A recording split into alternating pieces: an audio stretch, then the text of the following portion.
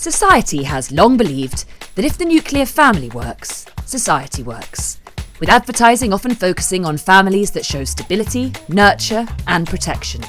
But there is a tension between the traditional idea and ideals of family life and its changing demographics and realities. Today there are 5 main types of family: the traditional 2.4 children family, the extended family, the single parent family, the blended family, and the same-sex family. Believe it or not, parents spend more time with their kids than ever.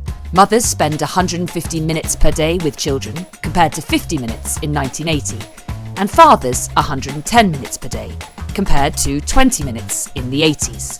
But 44% of marriages now end in divorce, and families are finding different ways to provide the support to their kids. Childcare costs, as we all know, are rising, with 56% of families now forced to rely on grandparents for support. The Bank of England has warned families will face the biggest fall in living standards in the last 3 decades, as energy costs spiral, interest rates soar, and the cost of living stretches even further.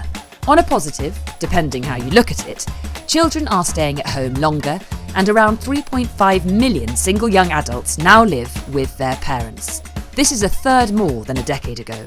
But evidence suggests that the home is a source of stress as much as it is a sanctuary and comfort. According to the Royal Institute of British Architects, new houses in the UK are shameful shoebox homes, which are too small for family life. Home streaming services play a big part in our lives, with Netflix viewed in more than half of UK homes. This may not surprise you, but families now spend 6 hours a day streaming, and not all sat together. Also playing a big part in our family's day-to-day life are mobile phones. The average age for a child to have one is now 11. Back in the 60s, some things were very different. Surprisingly, parents would let an 8-year-old walk 1 mile alone to meet their friends. Compared to today, it's a lot less. A child, on average, will only be allowed to walk 300 yards.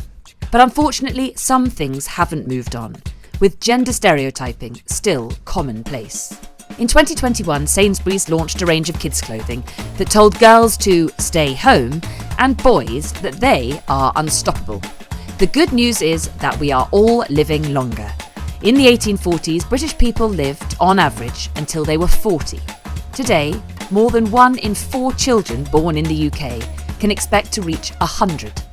So, in the future, will our children be staying even longer at home? Who knows?